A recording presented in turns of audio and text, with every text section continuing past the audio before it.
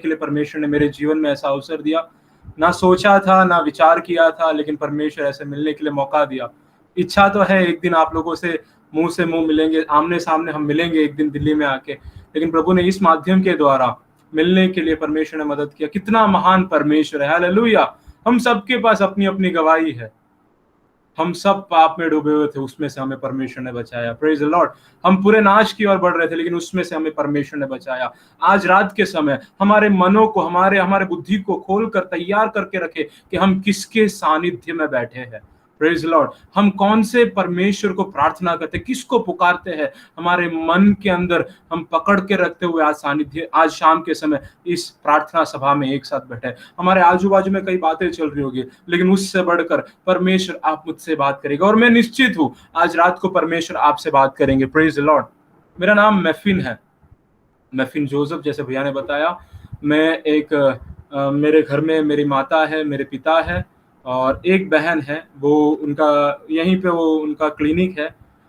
वो भी ब्लेसी दीदी के जैसे फिजियोथेरापिस्ट है। और यहाँ पे हम लोग बचपन से यहीं पे है, पले बड़े सब यहीं पे है। मेरा स्कूल, मेरा सेक्युलर कॉलेज, मेरा पढ़ाई सब यहीं पे गुजरात सूरत में ही किया है, और ये मेरी पहचान है।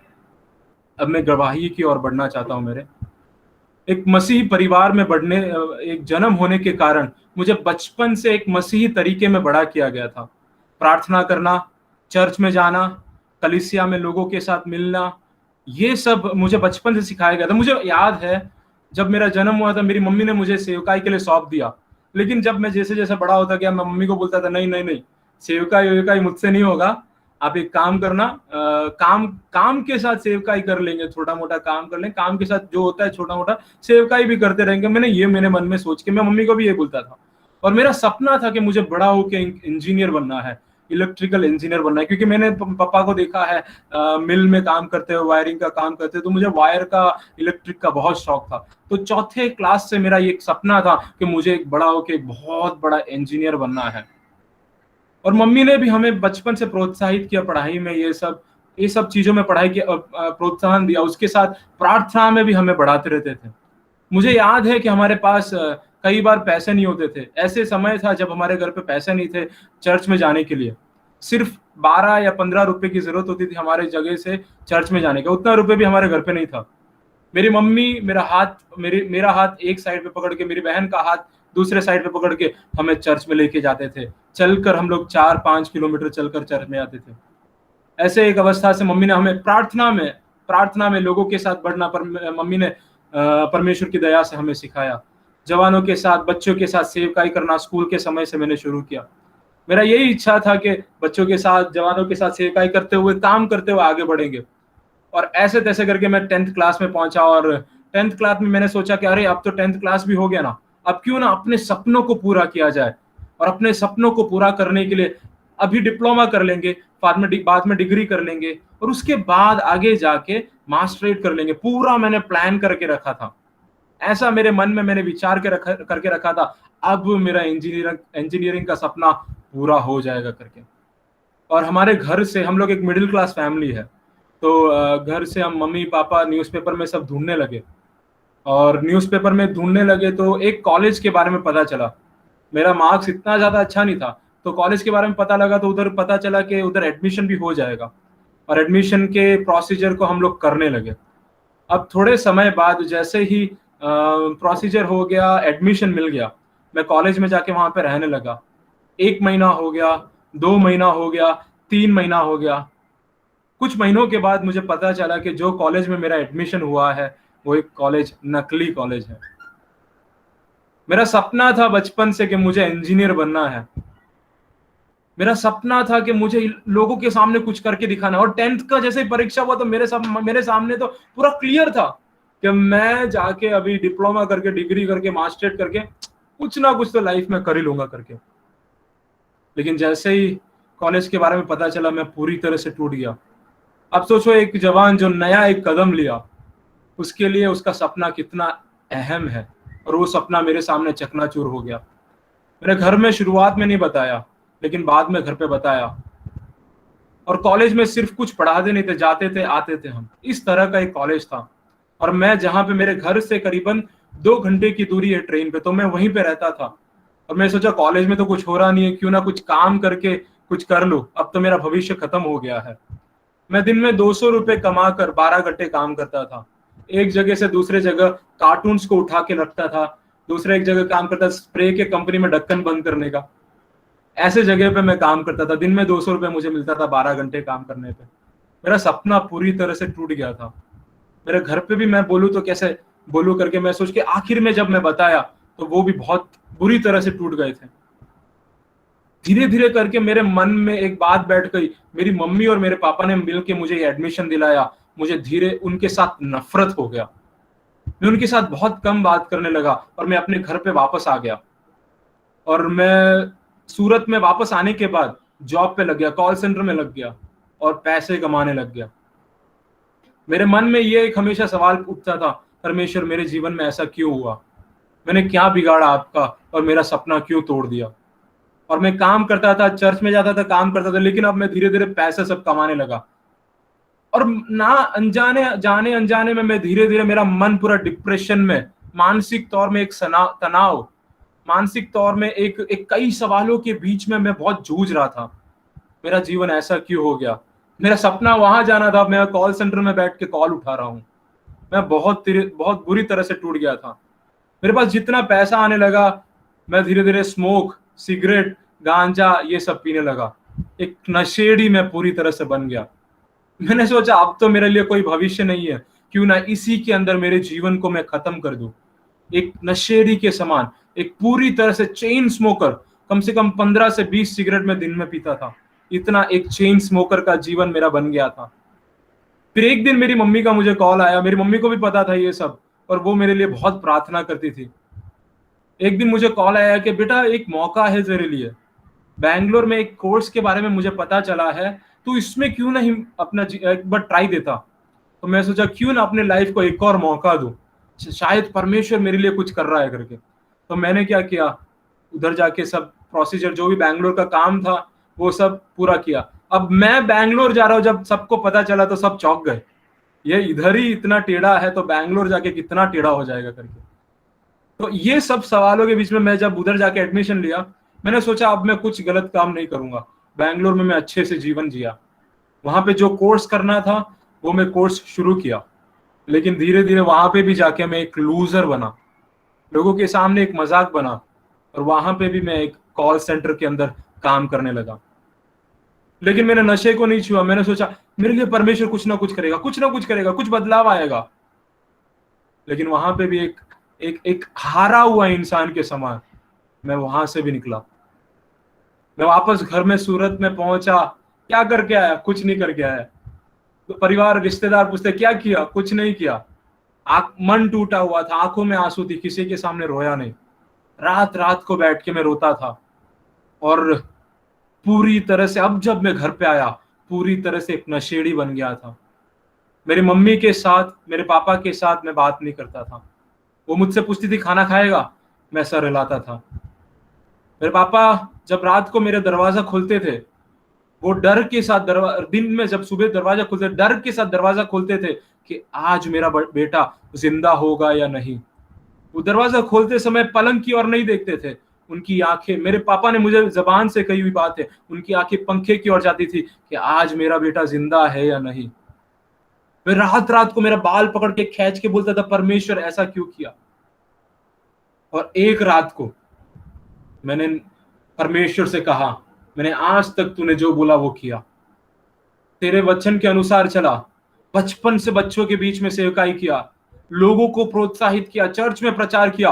तूने मेरा जीवन को बिगाड़ दिया। आज से मैं तेरे साथ, मेरा तेरे साथ कोई रिश्ता नहीं होगा करके। और उस घड़ी से मैंने यीशु को बोलना बंद कर दिया, या यीशु के नाम को अपने जुबान से बोलना बंद कर दिया। मुझे नफरत था यीशु से। मुझे उसके बाइबल को पढ़ना तक गंदा लगता था। मैंने उठा के फेंक दिया था बाइबल। आज के बाद इसको छूंगा नहीं करके मैंने कहा। मेरी मम्मी मेरे पास आई और कही कि आज रविवार है, चल आराधना में। मैंने बोला किसके किसकी आराधना में जाने की बात कर रहे हो? कौन सा परमेश्वर? वो यीशु जिसने मेरा भविष्य बिगाड़ दिया, वो यीशु जिसने मेरे भविष्य को खत्म कर दिया। मेरे लिए कोई परमेश्वर नहीं है, मेरे लिए कोई ईश्वर नहीं है, मेरे लिए कोई यीशु नहीं है। वो मैंने आखिरी बार यीशु करके कहा।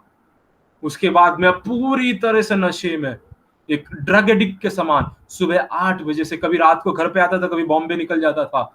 ऐसा एक जीवन मेरा था। कभी नशे में, हर दिन नशे के अंदर घर पहुंचता था। लेकिन वो नशे में भी जब मैं घर के अंदर पहुंचता था, मुझे याद है मेरी मम्मी मेरे लिए रात भर बैठ के प्रार्थना करती थी। मैं नशे में धुत होके घर पे पड़ा हूं, मेरी मम्मी कभी मेरे सर के पास आएगी, हाथ रखेगी और वो प्रार्थना करेगी। कभी पैर के पास आएगी, वो बैठ के प्रार्थना करेगी। और मैं बोलता था, कौन से परमेश्वर को पुकार रहे हो? कोई यीशु नहीं है, कोई परमेश्वर नहीं है, ये मसीही लोगों का, ये तुम लोगों का एक एक ढोंग है, यीशु करके कुछ नहीं होता करके मैंने उनको कहा। कई बार मैंने ऐसा कहा, लेकिन वो फिर भी कभी हार नहीं मानती थी, वो प्रार्थना करती रहती थी। जब वो कपड़े धोती थी, वो जो बैट आता है, वो बैट से पीटते पीटते बोलती थी, मेरे बच्चे के जीवन में जो दुष्ट आत्मा है वो निकल जाने पाए, वो दूर हो जाने पाए, उसके जीवन से वो सारी बातें निकल जाने पाए, मेरे बच्चे को बचा ले। मेरी मम्मी उपवास का प्रार्थना करने लगी, कभी 21 दिन, कभी 40 दिन प्रार्थना करने लगी, लेकिन उसका भी उत्तर नहीं मिल रहा था। एक दिन मेरी मम्मी परमेश्वर के सामने घुटना टेक कर बोली, जब तक तू मेरे बच्चे को मेरे पास वापस नहीं देता, तब तक मैं ये उपवास करना बंद नहीं करूंगी। जब तक मेरा बच्चा मुझे पहले जैसा कभी नहीं मिलता, तब तक मैं ये उपवास बंद नहीं करूंगी। एक डायबिटिक पेशेंट है, इसलिए रात को खाकर दिन भर वो उपवास करती थी। कमजोरी उनके शरीर में लगता था, सब लोग कहते थे खा लो, नहीं, वो नहीं खाती थी। वो बोलती थी, नहीं, मैं नहीं खाऊंगी। दिन रात उपवास के साथ प्रार्थना प्रार्थना प्रार्थना। अभी मैं आपके सामने ऐसा हट्टा कट्टा होके बैठा हूं। एक ऐसा अवस्था हो गया था, मेरा मेरा पूरा वेट कम हो गया था, इतना नशेड़ी बन गया था। मेरा एक हफ्ते में 3-4 किलो कम हो रहा था। 28 किलो कम से कम मेरे 3 महीने के अंदर मैं लूज कर लिया था। इतना ज्यादा एडिक्टिव इस नशे के अंदर था। आप जो नशा बोलो मैंने सब किया। 10 आज्ञाओं में से एक मर्डर को छोड़कर मैंने सारे जो नशे कर सकते हैं, जो गलत काम कर सकते हैं, वो सब किया। इतना बड़ा चाकू लेके घूमता था लोगों को लूटने के लिए। मेरी संगति सब गुंडों के साथ रहती थी। उठना बैठना सब गुंडों के साथ रहता था। रात को बाइक पे बैठते थे, कौन आएगा किसको आज हम लोग लूट लेकर के बैठते थे। ऐसे एक गंदा जीवन में मैं था।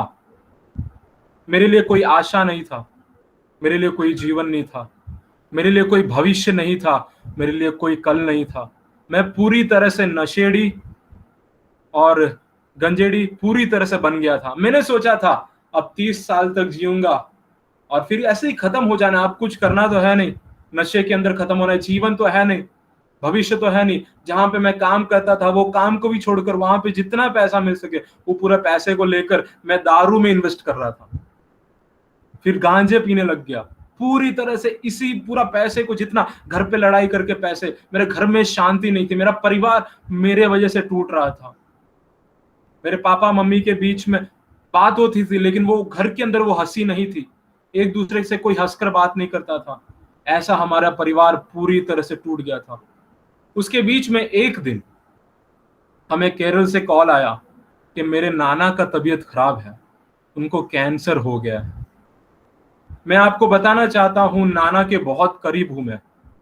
और जब मुझे इनके बारे में पता चला, मैं तुरंत मेरी मम्मी के साथ अगले दिन हम ट्रेन पकड़कर केरला पहुंचे।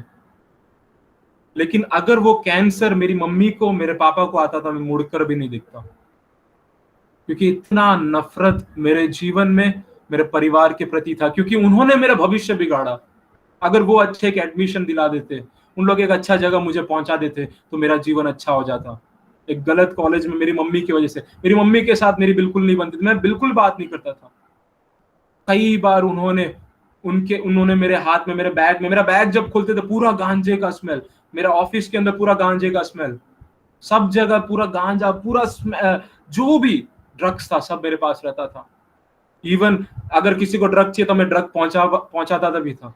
लेकिन जब केरल से कॉल आया, हम केरल में पहुंचे और पता चला कि कैंसर का उनका एकदम लास्ट स्टेज है और हम कुछ नहीं कर सकते। और फिर भी मुझे ये घमंड था कि पैसा कमा के कुछ करना है, पैसे से कुछ कर लेना है, पैसे से दुनिया को जीतना है।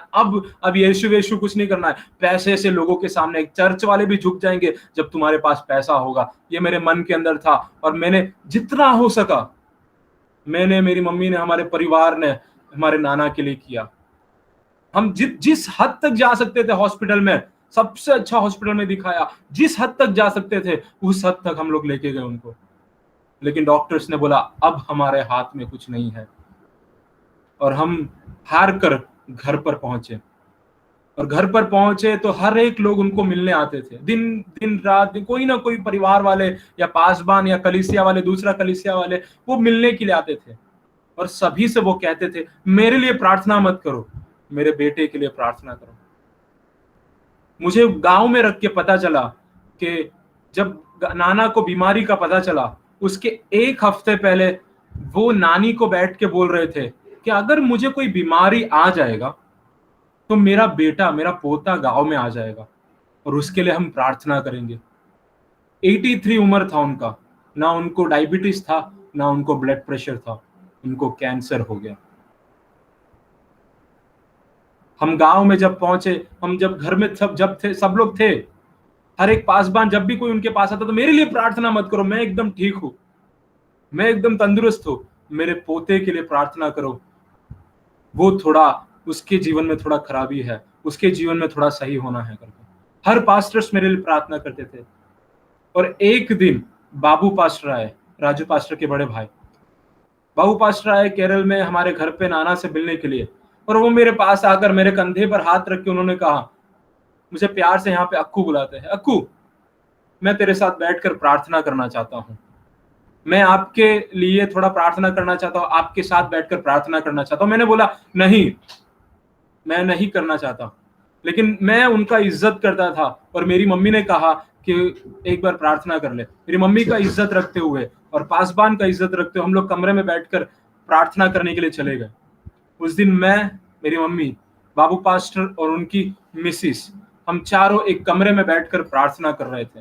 मेरे मन में मैंने पूरी तरह से ठान के रखा था कि यीशु करके कोई नहीं है। मेरे मन में मैंने पूरा थाम के रखा था कि अक्कू तुझे वापस पुराने रास्ते पे नहीं जाना। मैं अपने मन को पूरी तरह से पत्थर बना के रखा था। और उस दिन हम लोग बैठ के प्रार्थना कर, मैं नहीं, वो बैठ के प्रार्थना कर रहे थे। और उन्होंने कहा अक्कू तेरा बाइबल कहाँ है? पासवान ने मुझसे पूछा अक्कू तेरा बाइबल कहाँ है? मैंने कहा मेरे पास कोई बाइबल नहीं है, मैं बाइबल नहीं पढ़ता, मेरे पास कोई बाइबल नहीं। मेरी मम्मी उधर अचानक पे खुशी के मारे खड़ी हो गई और जल्दी से बच्चे जैसे दौड़ते हैं खुशी के साथ जाकर मेरा बाइबल उठा के लेकर आई। उन्होंने जब गांव जाते वक्त मेरा बाइबल जो मैंने फेंका था वो बाइबल को उठा के उन्होंने रखा कि मुझे विश्वास है कि मेरा बेटा एक दिन इस बाइबल को वापस उठा के लेके आएगा। और वो विश्वास के साथ उन्होंने उस बाइबल को बैग में रखा और उस दिन मेरे पास लेकर आकर कहा ये रहा तेरा बाइबल। मैं चौंक गया था और बाबू पास्टर ने मुझसे कहा कि एफेसी का पुस्तक निकाल, एफेशियंस निकाल। मैं एफेशियन का पुस्तक निकाला, उन्होंने कहा पहले अध्याय से पढ़। मैं आपको बताना चाहता हूं कई महीनों से, सालों से मैं रोया नहीं था मेरे अवस्था को सोचकर। मैंने सोचा था मेरा जीवन ऐसा हो गया है, अब ऐसा नशे में जीवन बिताना है, खत्म करना है। उस दिन जब मैं बाइबल खोला मैं वहां पे फूट फूट के रोने लगा। मेरे मन में एक ही सवाल उठने लगा बार बार, अक्कू तू ऐसा कैसा हो गया, तेरा जीवन ऐसा कैसा हो गया। पता नहीं मुझे किसका आवाज था लेकिन जोर जोर से क्लियरली मेरे कान में मुझे सुनाई दे रहा था, तू ऐसा कैसे हो गया। जब वो पहला अध्याय जब मैंने खोला, एफेसी का पुस्तक पहला अध्याय 4 वचन में जब मैं पहुंचा, मैं वहां पे पूरी तरह से टूट गया। वहां पे लिखा था कि अनादि काल से, सनातन काल से पहले मैंने तुझे चुन लिया है। हालेलुया। मैं वो टाइम पर फूट फूट के रोने लगा, मेरे आंख में से आंसू आने लगा और मैं सोचने लगा ऐसे कैसे। मैं रोने लगा और मैं अपने आप से वो सवाल पूछने लगा, तू ऐसे कैसे हो गया। करीबन 2 साल बाद मैंने मेरे बाइबल को हाथ में लिया था और मैं वहां पे फूट फूट के रोने लगा। पासवान मेरे लिए प्रार्थना कर रहे हैं, उनकी मिसेस मेरे लिए प्रार्थना कर रही है, मेरी मम्मी मेरे लिए प्रार्थना कर रही है। मैं मन में बार बार बोल रहा हूं, नहीं नहीं नहीं, तुझे वापस पुराने रास्ते पे नहीं जाना, इस वहम के अंदर नहीं जाना, जहां जिसने तेरा भविष्य बिगाड़ा उसके पास तुझे वापस नहीं जाना करके मन में ठान रख, मत बिगड़। लेकिन जब वो वचन को मैं पढ़ रहा था, मेरा मन टूट रहा था और परमेश्वर के सामने मैं गिर रहा था। मेरे पास्टर ने मुझसे कहा कि एक बार तू अपने जुबान से यीशु बोल, एक बार अपने जुबान से यीशु बोल। मैंने बोला नहीं, मुझे नहीं बोलना करके, मैंने ऐसे ही बोला मुझे नहीं बोलना।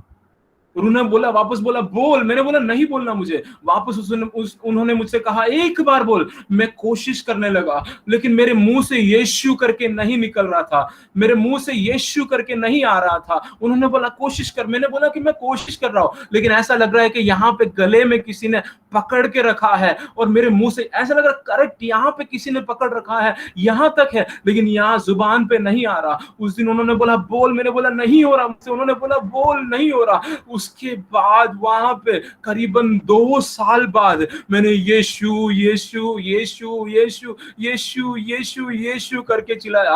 आपको यकीन नहीं होगा, उस गांव में जितने भी आजू बाजू के घर थे उस सभी घरों ने मेरे मुंह से यीशु चिल्लाया। मैं धीरे यीशु करके नहीं चिल्लाया, लेकिन जोर जोर से यीशु यीशु यीशु यीशु करके चिल्लाने लगा और वो यीशु ने मेरे जीवन को बदल दिया। Praise the Lord. मुझे क्लियरली याद है उस दिन उस कमरे में मेरे लिए स्वर्ग उतर के आ गया था। मेरा टूटा हुआ जीवन उस यीशु ने बदला। मैं आपको बताना चाहता हूं, मेरे परिवार वालों ने मेरे लिए क्या कहा था। मेरे परिवार वालों ने कहा था ये कभी सही नहीं होगा क्योंकि इसे वचन पता है। मेरे चर्च में से कई लोगों ने कहा था अरे परमेश्वर इसका न्याय करेगा, इसको जीने दो इसके पाप में। मेरे खुद के दोस्तों ने कहा था ये मर जाएगा लेकिन नशे के बिना कभी नहीं जी सकता। मेरे करीबी दोस्त ने जिसके साथ मैं बचपन से पला बड़ा, उसने कहा था कुत्ते का पूंछ कभी सही नहीं होता। मेरे लिए जब लोगों ने ये सब कहा उस दिन मैंने यीशु यीशु यीशु करके बोला और परमेश्वर ने मेरे जीवन को बदल दिया। Praise the Lord. जिन लोगों ने बोला था कि ये कभी नहीं बदलेगा, आज मैं आपको बताना चाहता हूं 3.5 साल हो गए उस दिन मैंने यीशु चिल्लाया था, आज तक मेरे मुंह से उसके बाद मैंने कोई नशे को छुआ नहीं, भले दारू हो भले गांजा हो कुछ भी हो, मैंने उसके बाद आज तक, मैं नहीं ऐसा बोल सकता मैंने नहीं छुआ। मेरे परमेश्वर ने मुझे उस जगह में जाने के लिए मुझे अनुमति नहीं दी। मेरे जीवन को मैंने नहीं बदला, उस यीशु ने बदला। मेरे परिवार को, मेरे टूटे हुए परिवार को उसने बदला। मेरे टूटे हुए भविष्य को उस यीशु ने बदला। कई लोगों ने जिसने कहा था ये कभी नहीं सुधरेगा, लेकिन मैं आपको बताना चाहता हूँ आज तक वो नशे में है, लेकिन उस यीशु ने मेरे जीवन को बदला। आज आप सेवकाई में जाना चाहते हो ना, आपको शंका है इस बाइबल पे, मेरे को किसी पास्टर ने अन्य भाषा रख के प्रार्थना करके मेरे जीवन में रूपांतर नहीं आया। मैंने जब एफेसी का पुस्तक पढ़ा और परमेश्वर ने मेरे जीवन को बदला था। आपके जीवन को यह पुस्तक बदल सकता है। इस बाइबल पे आपको विश्वास करना है, लोगों पे नहीं, लोगों की बातों पे नहीं, लेकिन इसको थामे रखो। ये लोगों के जीवन को बदले। आपको प्रचार करना नहीं आता होगा चलेगा, आपको बहुत बड़ा भविष्यवक्ता नहीं होंगे आपको हाथों के साथ प्रार्थना करके बड़े शब्दों के साथ प्रार्थना करना आता नहीं होगा, लेकिन आपको बैठकर बाइबल पढ़ना आता है तो परमेश्वर आपके परिवार को, आपके जीवन को बदल सकता है। आपके टूटे हुए परिवार को कोई और नहीं बदल सकता, सिर्फ यीशु बदल सकता है। आपके टूटे हुए भविष्य को कोई और नहीं बदल सकता, सिर्फ यीशु बदल सकता है। आपके टूटे हुए कल को कोई और नहीं बदल सकता, सिर्फ यीशु बदल सकता है। आज मैं आपके सामने एक जीवता गवाही बैठा हूं। मेरे जीवन को किसी मनुष्य ने नहीं बदला, लेकिन परमेश्वर के वचन ने बदला। मैं आपको बताना चाहता हूं जिस घड़ी, उस पल जब मैंने यीशु करके बोला, मेरा जीवन पूरी तरह से बदल गया था। और जो वरदानों को मैंने समझा मैंने खो दिया है, मेरे पास कोई वरदान नहीं है, परमेश्वर ने 1 महीने 2 महीने 1 हफ्ते बाद नहीं दिया। जिस घड़ी मेरे मुंह से यीशु करके निकला, मैं अन्य भाषा में चिल्लाकर प्रार्थना करने लगा और वो पूरा एरिया, वो पूरा गांव, मेरे को लगता है आजू बाजू के जितने भी घर है, मेरे मुंह से यीशु करके सुने। Praise the Lord. आपके टूटे हुए परिवार को कोई और नहीं बदल सकता, सिर्फ यीशु और यीशु का वचन ही बदल सकता है। मेरी आवाज को सुनने वाले नौजवानों, मैं आपसे ये कहना चाहता हूं, आप अपनी आंखों को बंद कर पूरी तरह से एक चीज पर विश्वास कर सकते और वो कोई और नहीं है, वो यीशु और यीशु का वचन है। उस दिन मैंने क्या पढ़ा था, मैं आपके सामने आज शाम के समय पढ़ना चाहता हूँ। मेरे साथ निकाले एफेसी पहला अध्याय, उसका उसका चौथा वचन मेरे साथ पढ़कर मेरी मदद कर दे। मैं आपके लिए पढ़ना चाहता हूं। जैसे उसने हमें जगत की उत्पत्ति से पहले उसमें चुन लिया, किसमें? यीशु मसीह में चुन लिया, कि हम उसके निकट प्रेम और पवित्र और निर्दोष हो जाए। ये जब वचन मैंने पढ़ा, परमेश्वर ने मेरे जीवन को उस घड़ी से बदला। आज मेरे बैचलर्स बाइबल कॉलेज के मैं आखिरी साल में हूं। परमेश्वर ने, मैंने जो सोचा, मैंने जो मांगा, मेरी औकात से बढ़कर उसने मुझे दिए है। आज आपके सामने मैं ऐसा जिंदा खड़ा हूं, एक ही कारण है, उस दिन उस पल वो यीशु मुझसे मिलने के लिए आए। अगर आपको लग रहा है आपका क्या होगा, आप कैसे कल का जीवन जियोगे, मैं आपको कहना चाहता हूं, आप जिस पे विश्वास करते हो वो छोटा मोटा परमेश्वर नहीं, बहुत बड़ा परमेश्वर है। वो सर्वशक्तिमान है, वो अल्फा और ओमेगा है, वो आदि और अंत है, वो अंत को आदि से जानने वाला एक परमेश्वर है। ऐसे एक महान परमेश्वर को हम पुकारते हैं। एफेसी उसका दूसरा अध्याय, उसके उसके उसके पांचवें वचन में इस प्रकार से लिखा है, जब हम अपराधों के कारण मरे हुए थे तो हमें मसीह के साथ जिलाया। जब हम पाप में डूबे हुए थे, हम अपनी दुनिया की अभिलाषाओं में पड़े हुए थे, दुनिया की दुनियादारी बातों में पड़े हुए थे, हम दुनिया को परमेश्वर से ज्यादा महत्वपूर्णता दे रहे थे या उसको ज्यादा इंपॉर्टेंस दे रहे थे, हम जब दुनिया से प्रेम कर रहे थे, दुनियादारी बातों में थामे हुए रहते। यही लिखा हुआ है पहले वचन से लेकर। क्या लिखा है? जब हम अपराधों में थे, पापों में थे, कैसे पापों में, कैसे मरे थे, इस संसार की रीति में चलते थे, दुष्टात्मा के अधीन में थे और अनाज्ञाकारिता के अंदर फंसे हुए थे। हम परमेश्वर के वचन से, उसके साथ स्वर्गीय रिश्ते से दूर थे। परमेश्वर ने हमें एक नया जीवन दिया। Praise Lord. रोमी उसका 5वां अध्याय में बहुत सुंदर तरीके में लिखा है, जब हम परमेश्वर के दुश्मन थे, जब हम परमेश्वर से दूर थे, जब हम परमेश्वर का जब पूरा हक था कि वो हमारे ऊपर न्याय ठहराए हमारे पापों के लिए, लेकिन परमेश्वर ने अपने प्रेम से, अपने करुणा से उसने हमें एक और नया जीवन दिया। हमारी योग्यता नहीं, हमारा लायकात नहीं, ये परमेश्वर का प्रेम है। हम यहां तक पहुंचे, आपका परिवार यहां तक पहुंचा, ये आपका लायकात, ये आपका औकात नहीं, ये उसकी दया है, ये उसका अनुग्रह है। दिन प्रतिदिन आपको जब पहुंचाया, वो आपका नहीं, ये परमेश्वर की योजना के अनुसार है। तीसरे वचन में लिखा हुआ है, इनमें हम भी सब के सब पहले से अपने शरीर के लालसाओं में दिन बिताते थे और शरीर और मन की मनसाए हमारा जीवन खाली बाहर से ही नहीं लेकिन अंदर से भी हम पूरी तरह से मरे हुए थे। हमारा जीवन बाहरी तौर से, हाथों से ही नहीं, लेकिन अंदर तौर से हमारा मन परमेश्वर से दूर था। फिर लिखा हुआ है, क्या हुआ? चौथे वचन में एक सुंदर सा शब्द लिखा हुआ है, परंतु। हालेलुया, परंतु करके लिखा है। इसका मतलब बहुत बड़ा है। जब मैं पाप में था, परंतु जब मैं परमेश्वर से दूर था, परंतु मैं जब दुनियादारी बातों में पड़ा था, पर मैं परमेश्वर से नफरत करता था, पर जब मैं यीशु को नहीं बुलाता था, पर मैं जब नशे की हालत में था, पर मैं जब दुनियादारी बातों में फंसा हुआ था, पर परमेश्वर के अनुग्रह ने मुझे, कैसे लिखा हुआ है, परंतु परमेश्वर ने जो दया का दीन है, कैसा है परमेश्वर? जो दया का दीन है, अपने उस बड़े प्रेम के कारण जिससे उसने हमसे प्रेम किया। Praise Lord. वो दयालु परमेश्वर, उसने हमसे प्रेम किया। मैं हमेशा ये कहता हूं, मैं सबसे बड़ा पापी हूं जिसे परमेश्वर ने अपने प्रेम के द्वारा बदला है। मुझे किसी पास्टर ने बैठ के सुधर करके नहीं बोला, मुझे उसके प्रेम ने घुटना टेकने पे मजबूर किया है। किस प्रकार से लिखा है? जो दया का सागर है, उसके प्रेम ने, जब हम अपराधों के कारण मरे हुए थे, कैसे थे हम? जब वचन कहता है कि जो पाप में है वो मरा हुआ है, जब हम अपराधों के कारण मरे हुए थे, तो हमें मसीह के साथ जिलाया गया। Praise Lord. मेरी आवाज को सुनने वाले मेरे प्यारे भाई बहनों, आपका अवस्था किस प्रकार से मुझे नहीं पता, एक मरे हुए अवस्था के बीच में से आप जा रहे होंगे, आपका परिवार एक मरे हुए अवस्था के बीच में से जा रहा होगा, आपका भविष्य एक मरा हुआ अवस्था में होगा, लेकिन उस दास के समान, पुराने नियम के दास के समान, क्या आज रात को आप बोल सकते हो, प्रभु आप कहोगे तो ये हड्डियां भी जी उठेगी। हालेलुया। मरे हुओं को जिलाने के लिए सिर्फ एक ही से हो सकता है, वो जिसका मैं प्रचार करता हूं, वो यीशु मसीहा है। जिस पे हम विश्वास करते हैं वो यीशु मसीह। पौलुस अपने लेखकों में कई बार कहता है कि इस सुसमाचार पे आप विश्वास कर सकते हो, इस सुसमाचार पे आप अपने विश्वास को लगा सकते हो, इस सुसमाचार पे आप अपने कॉन्फिडेंस को रख सकते हो। आपको कोई भी अगर धोखा दे दे, आपने जिस पे विश्वास किया आपका हाथ छोड़ दे, आपके सगे संबंधी, आपके रिश्तेदार आपके साथ से आपका हाथ छोड़ दे, मैं आज रात को एक एक परिवारों से आपकी आंखों में आंखें डालकर कहना चाहता हूं, ये सुसमाचार विश्वास योग्य है। ये मरे हुए अवस्था में से उठा सकता है, ये मरे हुए अवस्था से वापस जिला सकता है। हालेलुया।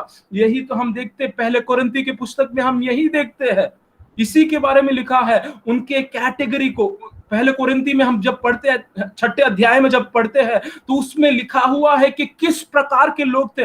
लिखा है कि दारू पीने वाले लोग थे, चोर थे, व्यभिचारी थे, एक दूसरे से बैर रखने वाले थे, नफरत रखने वाले थे, लेकिन परमेश्वर ने उन्हें बचाया।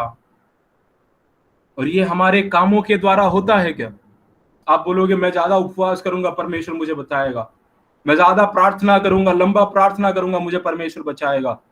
नहीं प्यारो, ये हमारे कर्मों के द्वारा नहीं, एक कर्म मेरे परमेश्वर ने, एक कार्य मेरे परमेश्वर ने आज से 2000 साल पहले कर रखा है, उसके द्वारा हम बचाए जाते हैं। क्या लिखा है 6 वचन से, और मसीह में उसके साथ उठाया और स्वर्गीय स्थानों में उसके साथ बैठाया, कि वह अपनी उस कृपा से जो मसीह यीशु में हम पर है, आने वाले समयों में अपने अनुग्रह का असीम धन दिखाए। मैं आपको आज रात को एक चैलेंज देना चाहता हूं। आप सुसमाचार को जानते हैं, मैं आपसे पूछना चाहता हूं, कल के दिन कितने लोगों को सुसमाचार सुनाया? छोड़ो, एक हफ्ते के अंदर कितनों को आपने सुसमाचार बताया? हम बेदारी की बात करते हैं, हमने कितनों को सुसमाचार बताया एक हफ्ते के अंदर? छोड़ो, एक महीने के अंदर यीशु पाप से बचा सकता है, यीशु अनंत काल की मृत्यु से बचा सकता है, कितनों ने किसको बताया? छोड़ो, एक साल के अंदर कितनों को बताया? हम क्यों यीशु के बारे में क्यों नहीं बोलते आपको पता है? क्योंकि हमें पता नहीं कि यीशु क्या कर सकता है। मैंने यीशु यीशु यीशु यीशु करके कहा, मेरा जीवन बदल गया। आप सोचो, मेरे जैसे कितने लोग हैं जो यीशु से दूर है, जो यीशु को नहीं जानते हैं, उन तक यीशु कौन पहुंचाएगा? यीशु के बारे में कौन पहुंचाएगा? जब यीशु बहुत सबसे बड़ा आदेश देते समय, मत्ती के 28वें अध्याय में आदेश, ग्रेट कमांडमेंट देते समय क्या कह रहा है वो? आकाश और पृथ्वी का सारा अधिकार मेरे पास है। सुसमाचार को बांटने वालों, प्रचार करने वालों, लोगों के बीच में जाकर प्रार्थना करने वालों, कलीसिया, मैं आपको ये कहना चाहता हूं कि आप किसकी प्रार्थना करते हैं, किसकी आराधना करते हैं, आपको पता होना चाहिए। इस प्रकार से लिखा है, आकाश और पृथ्वी सारे जगह पर अधिकार ठहराने वाला परमेश्वर है हमारा यीशु मसीहा।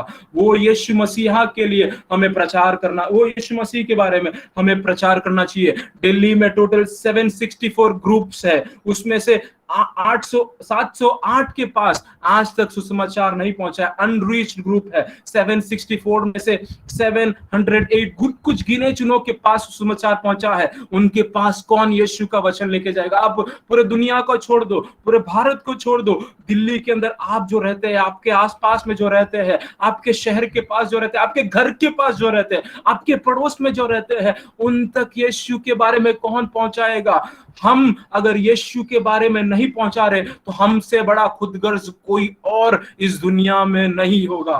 मैं आपको ये बताना चाहता हूं, जिस प्रकार से एक व्यक्ति जो बीमारी में है, मेरे पास उसका दवाई है, अगर मैं उसको दवाई नहीं दूंगा, वो मर रहा है, वो मर रहा है, मेरे पास दवाई है, मैं नहीं दे रहा, वो मर रहा है, उस मरण का मुझे एक दिन परमेश्वर के सामने खड़े रहते हुए हिसाब देना पड़ेगा।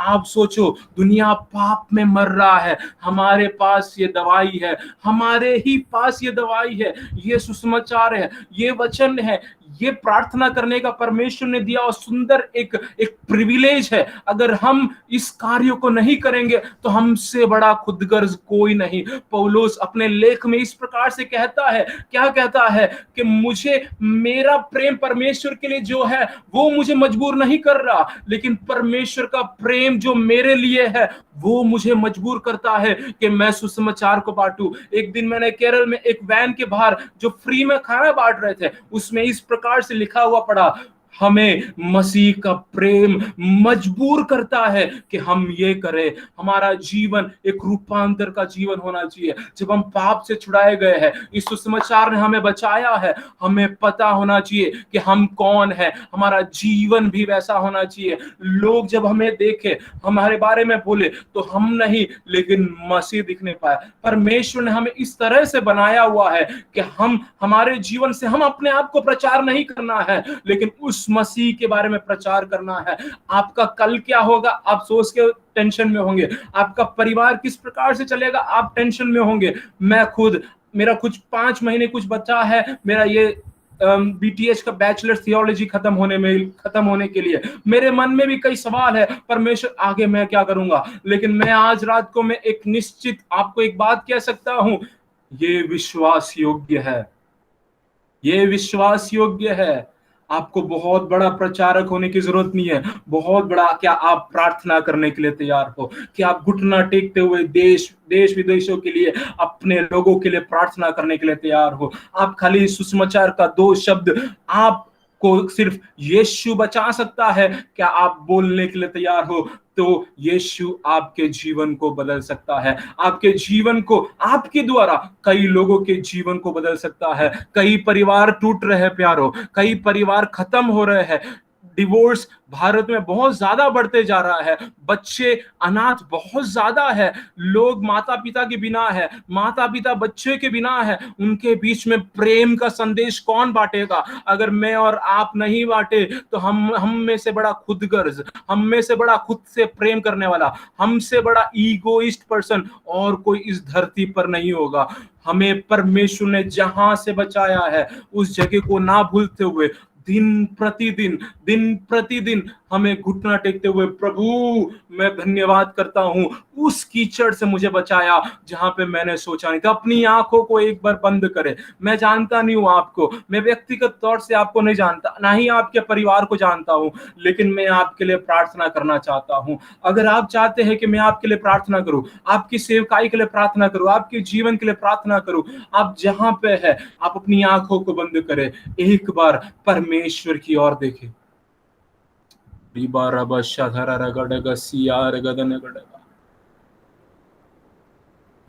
भारत को हमारी जरूरत नहीं है, भारत को सुसमाचार की जरूरत है। भारत को महफिल खड़े रह के कुछ बड़ा आदमी बन जाए की जरूरत नहीं है, लेकिन भारत को यीशु बड़ा होना चाहिए, यीशु सब जगह पहुंचना चाहिए।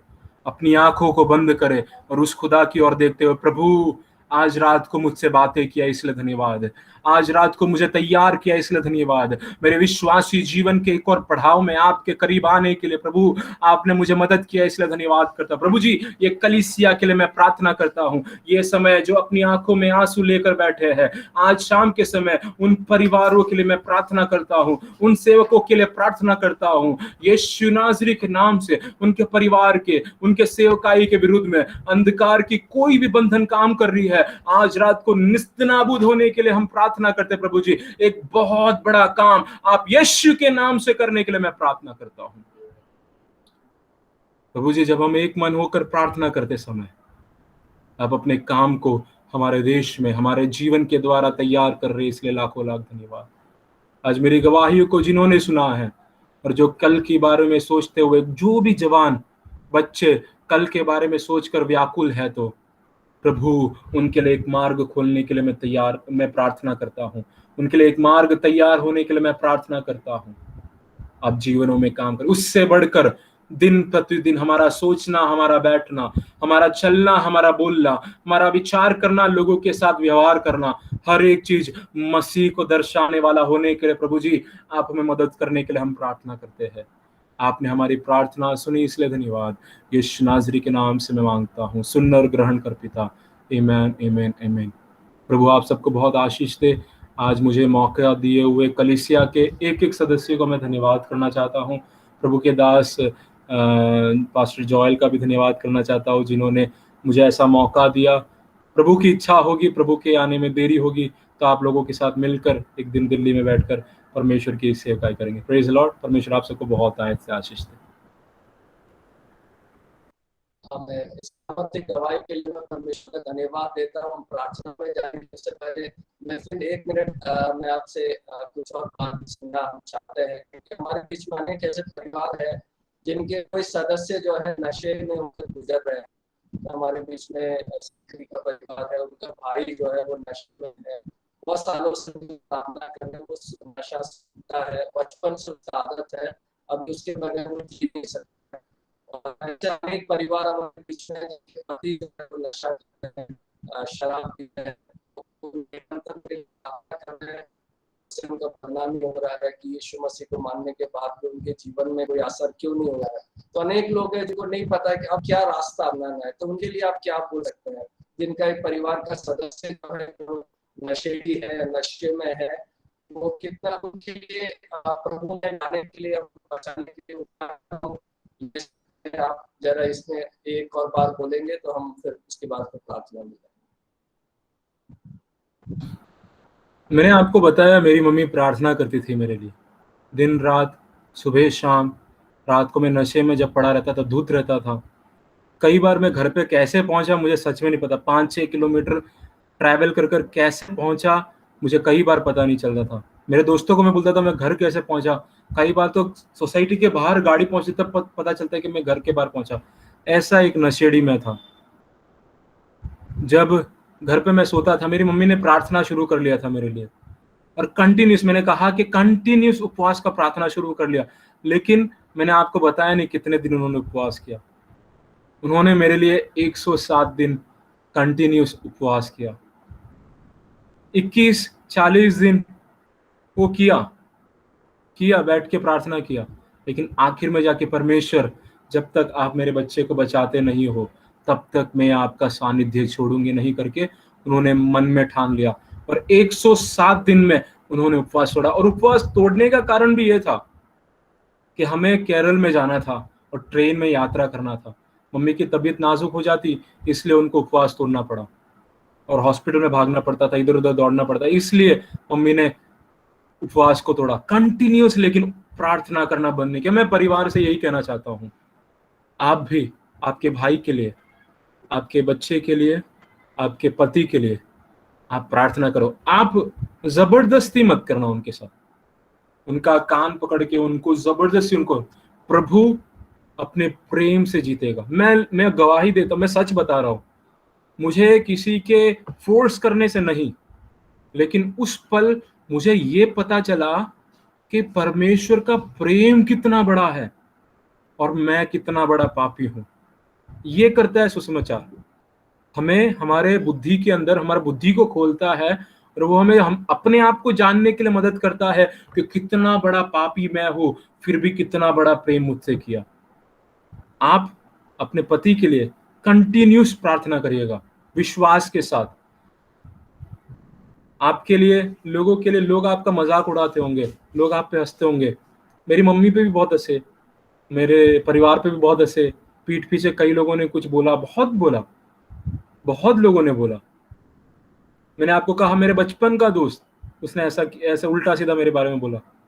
लेकिन परमेश्वर विश्वास योग्य है। आपका आंसू, आपका प्रार्थना व्यर्थ नहीं जाएगा और परमेश्वर असंभव को संभव करके रहेगा। मैं इतना कहना चाहता हूँ।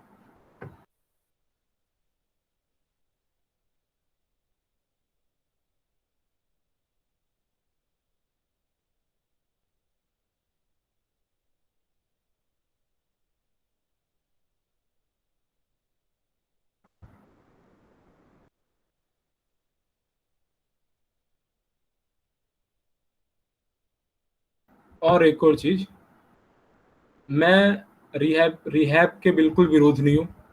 रिहैब सेंटर्स है, वहाँ पे भी ज़्यादा है तो आप वहाँ पे भी लेके जा सकते हैं। क्रिश्चियन ऑर्गेनाइजेशंस है, वहाँ पे भी आप ट्राई कर सकते हैं, लेकिन उससे बढ़कर आपको प्रार्थना करना पड़ेगा।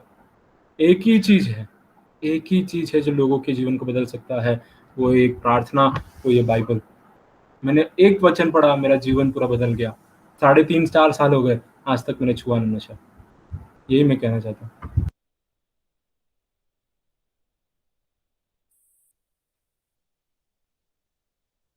भैया आपका आवाज़ नहीं आ रहा भैया।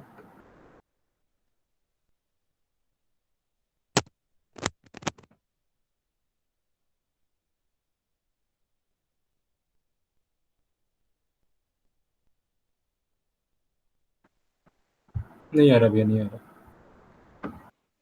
आवाज नहीं आ रही।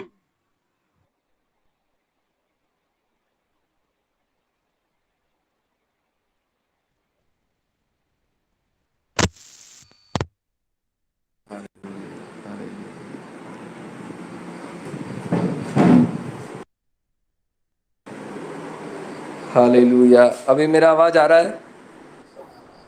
आ रहा है। ठीक है, ठीक है। हम लोग प्रार्थना करेंगे। यहाँ पे जैसे मैंने बोला नेटवर्क का थोड़ा प्रॉब्लम है। एक बहुत ही सामर्थ्य संदेश आज हमें सुनने को मिला है, और जैसे आज हमने सुना है प्रार्थना का सामर्थ्य के बारे में, आज हमने सुना। हालेलुया। प्रार्थना में सामर्थ्य है। मैं फिर ने अपने मम्मी के बारे में बताया, उन्होंने किस तरह अपने बेटे के लिए प्रार्थना किया। जब हम प्रार्थना करेंगे उससे अद्भुत कार्य होते हैं। Hallelujah, press Lord. हमारे बीच में अनेक लोग हैं जो नशे में हैं, हम उनके लिए प्रार्थना करेंगे। Press Lord. प्रभु यीशु मसीह उनको आज़ाद करने पाए। हालेलुया। प्रभु का प्रेम उनको छूने के लिए हम प्रार्थना करेंगे। जैसे मिफिन ने अपनी गवाही में बताया, अपने लिए उनके पास बहुत सारे प्लान्स थे, लेकिन परमेश्वर ने उन्हें अपने सेवकाई के लिए चुना था। Hallelujah, praise the Lord. जैसे वो दुष्टात्माग्रस्त व्यक्ति जिसके अंदर सेना था, है ना, उसको प्रभु का सेवकाई करना था, लेकिन उसके अंदर 6000 दुष्टात्माएं थी।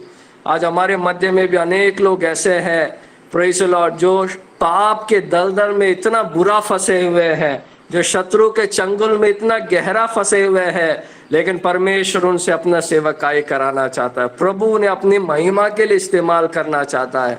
प्रभु उन्हें छुटकारा देगा। उस एक दुष्टात्माग्रस्त व्यक्ति को बचाने के लिए यीशु मसीह समुद्र पार करके, तूफान को झेलकर, हालेलुया, शत्रु का सामना करते हुए उस देश में पहुंचे। Praise the Lord. आज आइए हम प्रार्थना करें। हमारे कलीसिया में जो लोग नशे में ग्रस्त है, प्रभु का प्रेम उनको छूने के लिए, प्रभु का प्रेम उनको छुटकारा देने के लिए विनती करें। उनके परिवारजनों के लिए हम प्रार्थना करें। जिस प्रकार मिफिन की मम्मी ने फैसला लिया, मैं अपने बेटे को खोऊंगी नहीं, हालेलुया, मैं उसे नशे के अधीन में उसको छोड़ूंगी नहीं, परमेश्वर जब तक उसको छुड़ाएगा नहीं, मैं प्रार्थना में लगी रहूंगी। उसी प्रकार हमारे कलीसिया के माता पिता लोग, हमारे कलीसिया के भाई बहन अपने भाइयों के लिए, अपने पतियों के लिए, अपने बच्चों के लिए रोने का एक फैसला लेने के लिए हम तैयार होने के लिए हम लोग प्रार्थना करें। Hallelujah, praise the Lord. परमेश्वर हमारे मध्य में बड़े कार्य करने पाए। आज कोई भी अगर हालेलुया हमारे मध्य में है जिसके जीवन में कोई भी पाप है, जैसे आज मिफिन ने बोला, यीशु मसीह का नाम लेंगे तो यीशु मसीह हमें आजाद करेगा। हालेलुया। हम प्रार्थना करें, अपने मुंह से यीशु का नाम ले और प्रभु से बोले, प्रभु तू हमें आजाद कर। हालेलुया। हमारे जीवन में जितने भी बंधन हो, इस प्रकार दाऊद बोलता है, मैं दलदल में था, मृत्यु के रस्सियों ने मुझे बांधा हुआ था, लेकिन परमेश्वर ने मुझे छुड़ाया,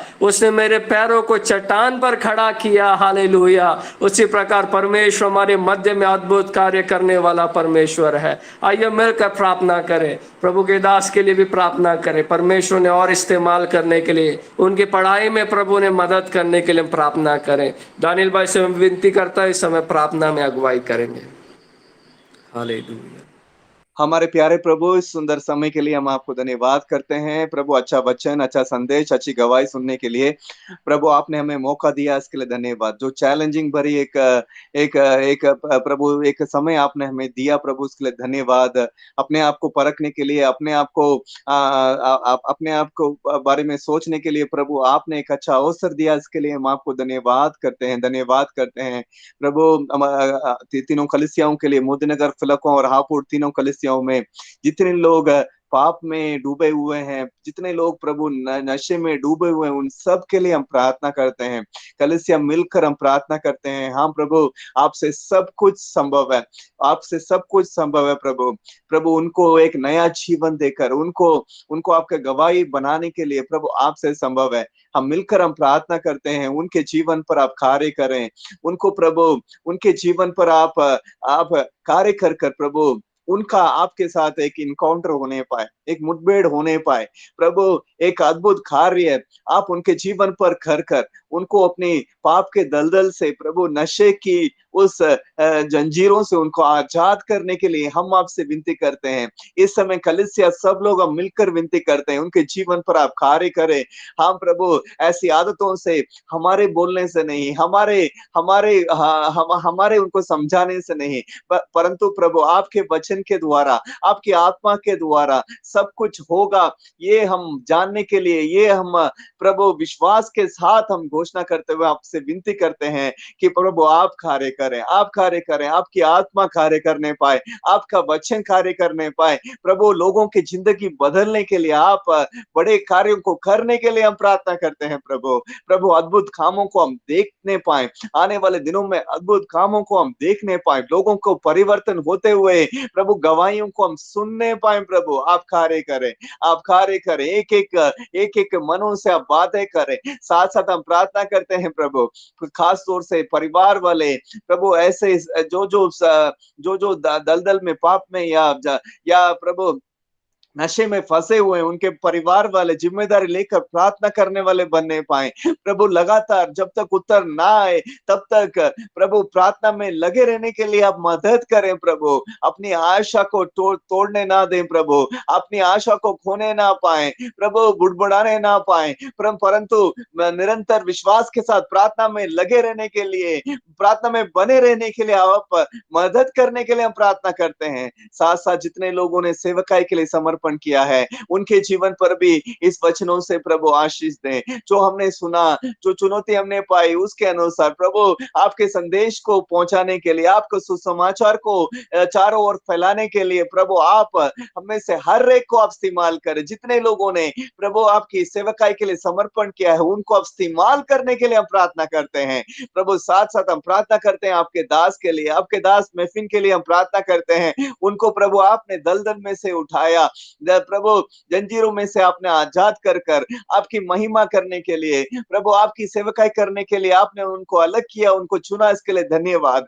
प्रभु। हम प्रार्थना करते हैं कि प्रभु आप उनको और अधिक अभिषेक प्रदान कर कर प्रभु, और हजारों लाखों के बीच में आप उनको इस्तेमाल करने के लिए हम प्रार्थना करते हैं प्रभु। हाँ प्रभु उनके सोचने से बढ़कर आपके अभिषेक के द्वारा वरदानों से प्रभु प्राप्त करते हुए प्रभु आपके लिए बड़े कामों को करने के लिए आप उनको इस्तेमाल करें प्रभु। हम प्रार्थना करते हैं कि प्रभु उनकी पढ़ाई पे आप उनको आशीष दें प्रभु, अच्छे नंबरों से वो पास करने के लिए आप मदद करें। उसके बाद प्रभु जो उनको करना है, जहां पर करना है, उसकी अगुवाई आप उनको देने के लिए हम प्रार्थना करते हैं प्रभु। अपने प्लान को उनके लिए रिवील करें प्रभु, आप ऐसे कर रहे हैं, इसके लिए धन्यवाद। जितने लोगों ने प्रभु आपके संदेश को सुना, वो सब आज के दिन इस वचनों से, इस गवाही से आशीषित होने के लिए हम प्रार्थना करते हैं प्रभु।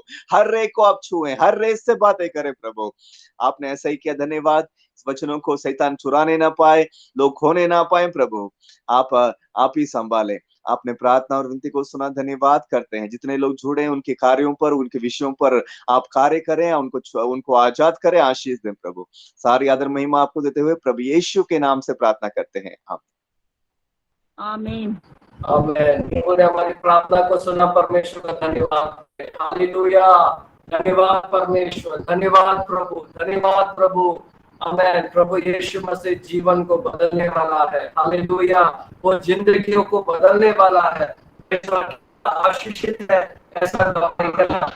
यीशु मसीह ने हमारे जीवन में कुछ आशीष दिया है, यीशु मसीह ने मुझे दिया है, मुझे कार्य किया है, उससे कितना आशीषित है गवाही।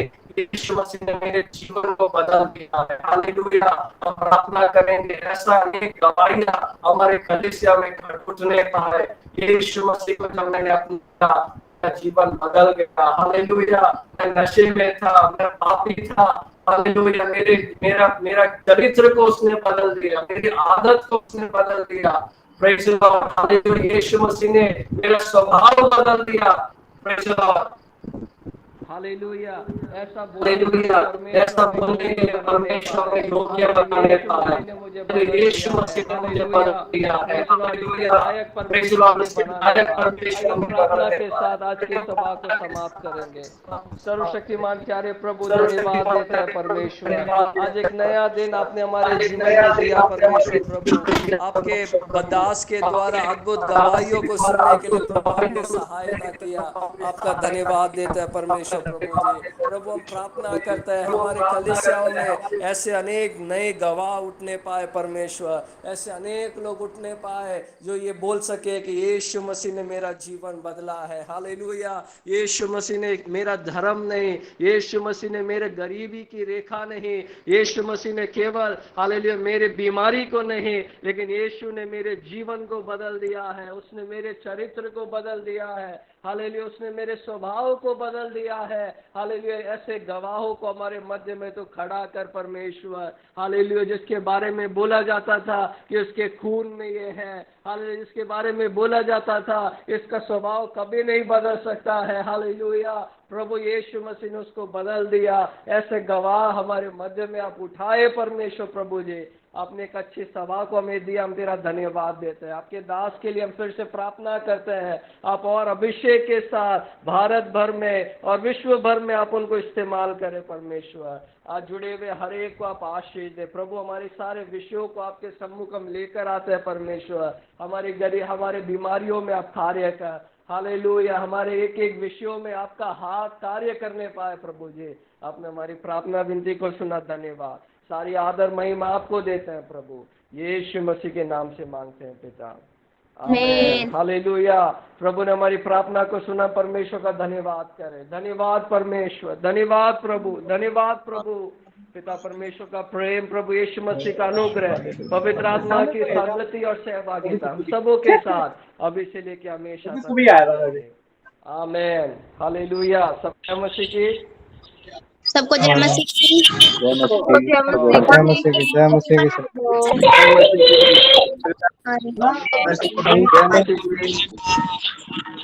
मसीह की, जय मसीह की,